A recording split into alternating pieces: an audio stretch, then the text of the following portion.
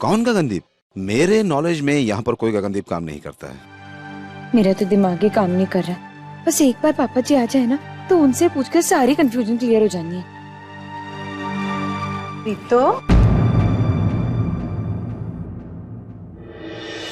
क्या हुआ है पुत्र? जब से आई है किसी से कोई बात नहीं, कुछ नहीं, चेहरा क्यों उतरा हुआ है तेरा? अब कुछ नहीं बीजी, वो आज भरी दोपहरी में गई थी ना वहाँ जलंधर, तो सर में दर्द हो रहा है। आजा, आज मैं तेरे सर की मालिश कर देती हूँ, अच्छा लगेगा तुझे। बीजी, प्रीतो दी के बाद मेरी भी मालिश कर दो ना। ओए बानी, तेरे सर में मालिश ना मैं कर देती हूँ। सच्ची दी? हाँ सच्ची, पर ऐसे ही नहीं, उसके बाद मेरे सर में भी मालिश करनी होगी। बोल, करेगी ना? अच्छा, तो आपके सर की मालिश मैं कर दूंगी। एक मिनट, अगर सबको एक दूसरे के सिर में मालिश करनी है तो एक काम करो ना, बीजी प्रीतो दी की कर देगी, प्रीतो दी मेरी, मीता दी ईशु दी की और ईशु दी बानी दी की। Good idea. आज मेरे पिटारे से गाना हो ही जाए। कौन सा गाना? इस सिचुएशन को देखते हुए एक ही गाना बजा सकती हूँ। अरे बाप रे,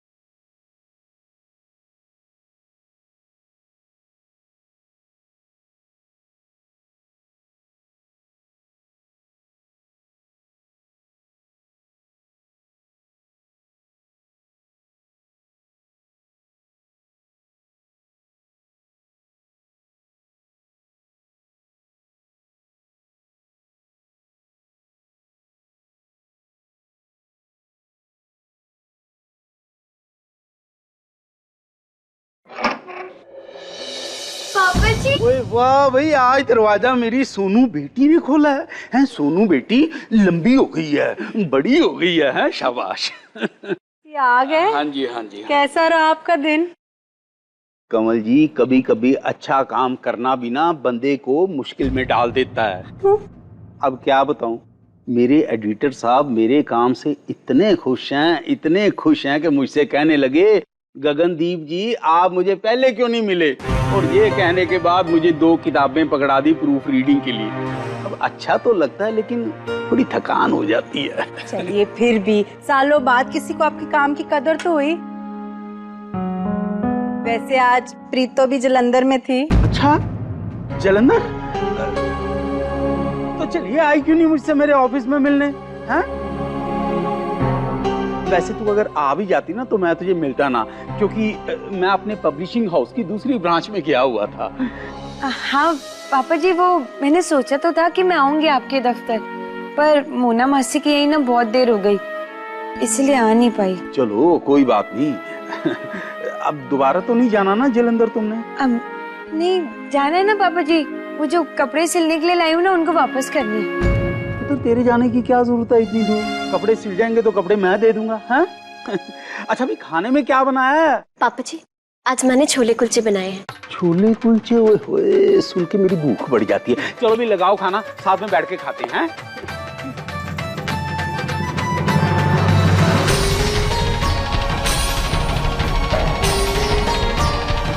वैसे तू अगर आ भी जाती ना तो मैं तुझे मिलता ना, क्योंकि मैं अपने पब्लिशिंग हाउस की दूसरी ब्रांच में गया हुआ। MK पब्लिशिंग हाउस नाम से जो ये फर्म है वो जलंधर में सिर्फ एक ही, और इस शहर में हमारी कोई दूसरी ब्रांच नहीं। आप हम सबसे क्यों झूठ बोल रहे हैं पापा जी? उस पब्लिशिंग हाउस में तो मैं होकर आई हूँ ना, तो आप वहाँ काम करते हैं और ना ही उनकी कोई दूसरी ब्रांच है जलंधर में। फिर आप रोज सवेरे से शाम जाते कहाँ हैं? पता है मुझे, आप खुद से कुछ नहीं बताओगे, पर मैं पता करके ही रहूंगी।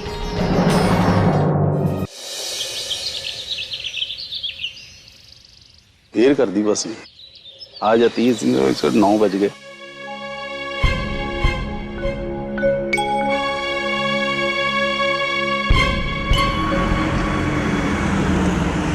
बस आ गई।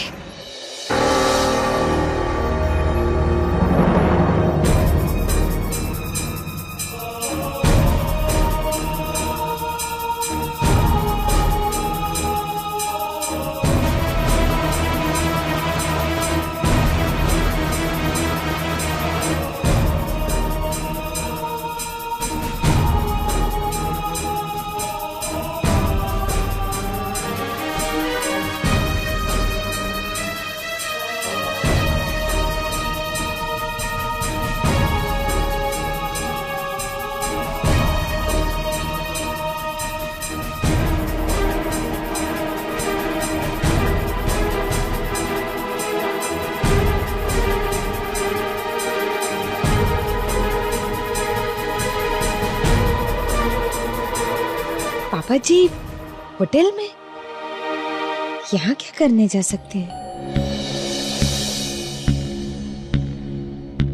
शायद किसी से मिलने आए होंगे ऑफिस के काम से।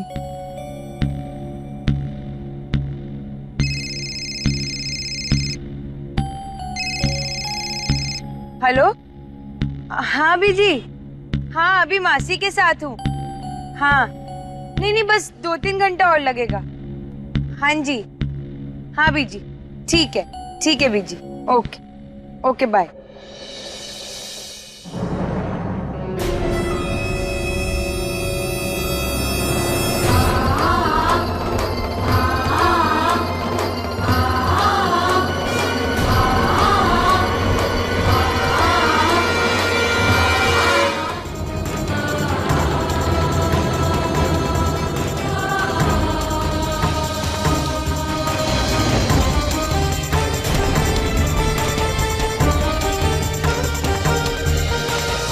नौकरी लग गई है।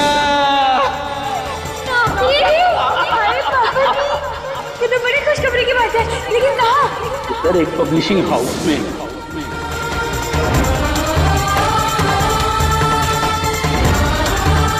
प्रूफ रीडिंग वो क्यों होती है? प्रूफ रीडिंग कुछ नहीं, आराम से कुर्सी में बैठ के किताबें पढ़ते रहो, थोड़ा बहुत डिस्कस कर लो, बस खत्म।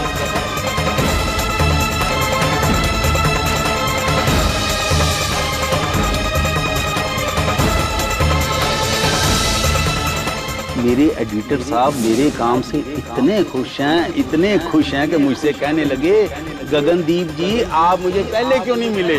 सालों बाद किसी को आपके काम की कदर तो हुई।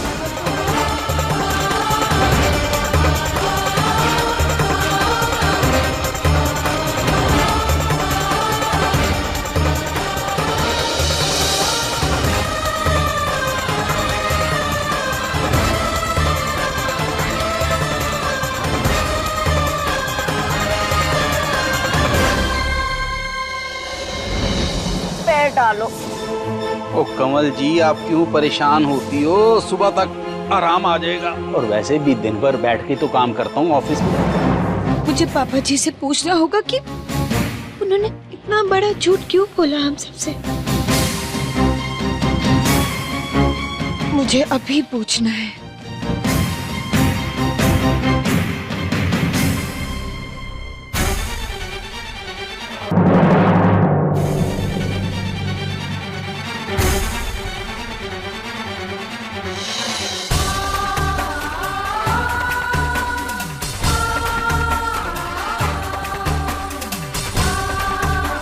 नहीं, इतने सब लोगों के सामने मैं पापा जी से ये बात पूछकर उन्हें शर्मिंदा नहीं करूंगी,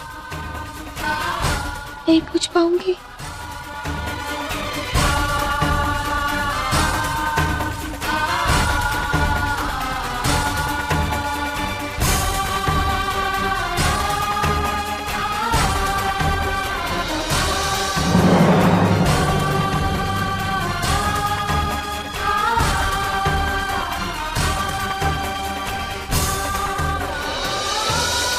और जानते हो मेरी तनख्वाह कितनी है? पूरे 8,000।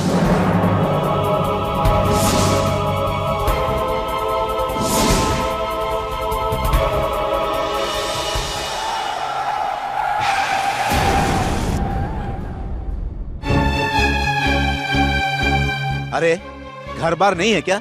हैं? और ये इस तरह सड़क के बीचों बीच कोई चलता है क्या? प्रीतो, तुम यहाँ ठीक तो हो? अरे पर इन्हें मरने के लिए यही सड़क मिली थी क्या? कहीं और जाके मरती। अब वो गाड़ी वाले का नाम तो आएगा ना। देखो अब कैसे आंसू बहा के सबको दिखा रही है। अरे ये सब नाटक होते हैं इनके।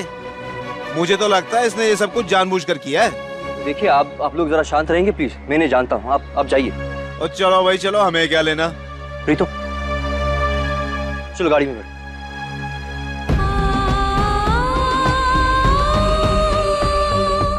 प्रीतो, प्रीतो, प्रीतो।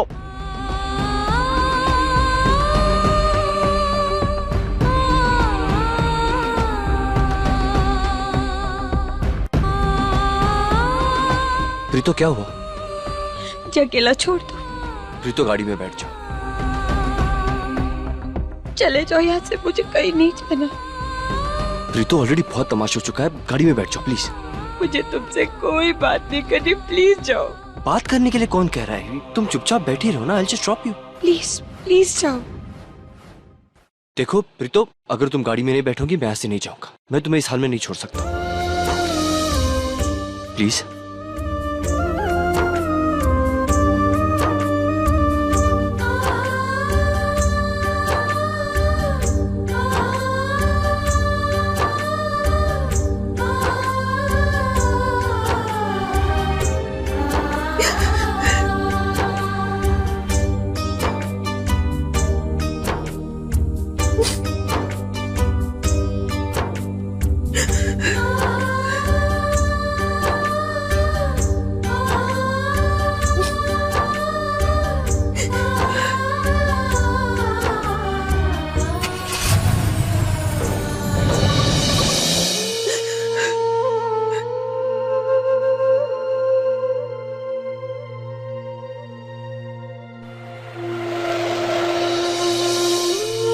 देखो तुम्हारे साथ क्या हुआ है, तुम क्यों रो रही हो, मैं तुमसे नहीं पूछूंगा।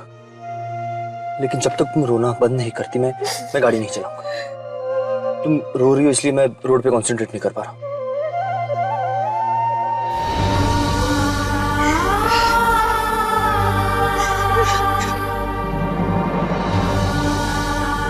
वो क्या है प्रीतो? ना मुझसे बात कर रही हो ना मुझे बात करने दे रही हो। तुम्हारी प्रॉब्लम क्या है? गगनदीप ढिल्लन। जानते हो कौन है गगनदीप ढिल्लन? पूरे अमृतसर के सबसे अच्छे उर्दू टीचर। उनसे अच्छा ना उर्दू कोई पढ़ा सकता है और ना लिख सकता है। उनकी नॉवेल भी छपने वाली है। गालिब से लेकर रूमी तक की सारी शायरियां याद है उन्हें। इतनी मोटी मोटी किताबों से पूरा कमरा भरा है उनका। ये पूरा शहर ना उन्हें मास्टर जी कह के इज्जत देता है। वो रोज सवेरे अमृतसर से निकलकर जालंधर जाते हैं ये कह के पब्लिशिंग हाउस में प्रूफ रीडर की नौकरी करते। जिस इंसान ने कभी कागज और कलम के अलावा कुछ नहीं उठाया ना, आज उस इंसान को मैंने किसी दूसरे का सामान उठाते हुए देखा। जिस इंसान के सामने लोग हाथ जोड़ के सर झुका के खड़े होते हैं। आज मैंने उसे किसी के सामने हाथ जोड़ते हुए, सर झुकाते हुए देखा है, दरबान बन के।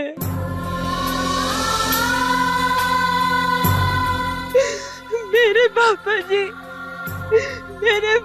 जी एक दरबान की नौकरी करते हैं।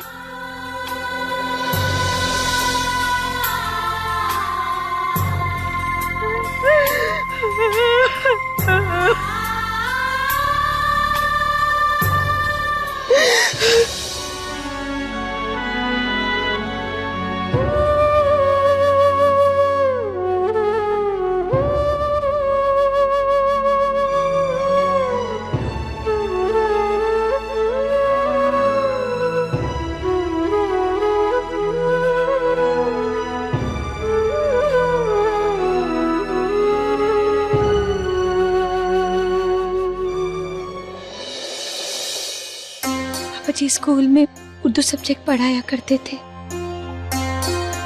सब ठीक चल रहा था।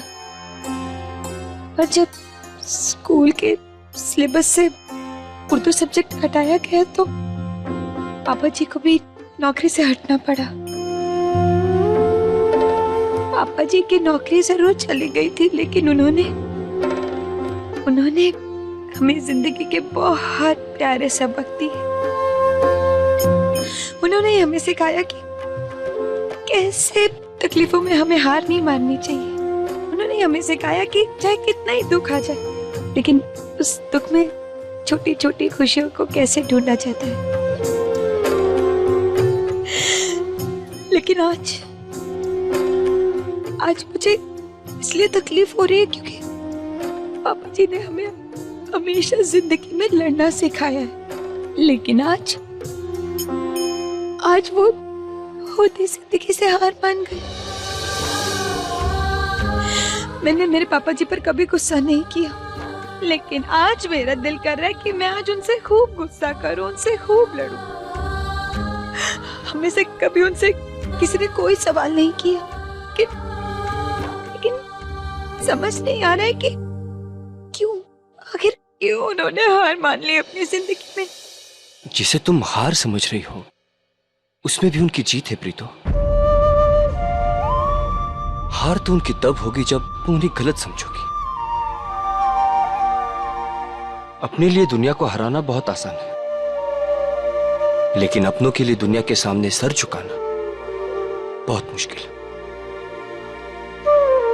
आज जितनी तकलीफ तुम्हें उन्हें उस होटल के बाहर देखकर हुई है, उससे कई ज्यादा दुख और तकलीफ उन्हें वहां रोज काम करने में होती होगी प्रीतो, लेकिन फिर भी वो करते हैं अपने परिवार के लिए। प्रीतो, कोई भी काम बड़ा या छोटा नहीं होता, इसलिए तुम ये मत सोचो कि मेरे बाबूजी जो काम कर रहे वो छोटा है, बल्कि ये देखो कि उनकी हिम्मत और उनका हौसला कितना बड़ा है।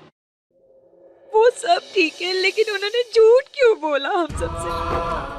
हम उनके अपने ही थे ना। तो फिर प्रीतो, जो तुम्हारी नजरों में झूठ है वो शायद तुम्हारी बाबूजी की आंखों में खुशी है, वो खुशी जो अपनी फैमिली के चेहरों पर देखना चाहते हैं। अच्छा ये बताओ, अगर तुम उनकी जगह होती तो क्या करती? सच बोलकर सबको दुख देती या झूठ बोलकर खुशी?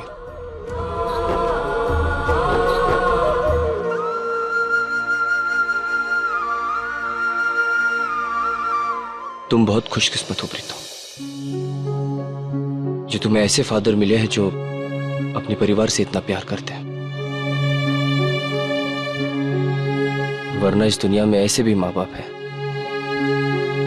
जो अपने बच्चों को अपनी दुनिया, अपनी खुशियां नहीं बोझ समझते हैं, जिनके पास अपने बच्चों के लिए वक्त तक नहीं होता।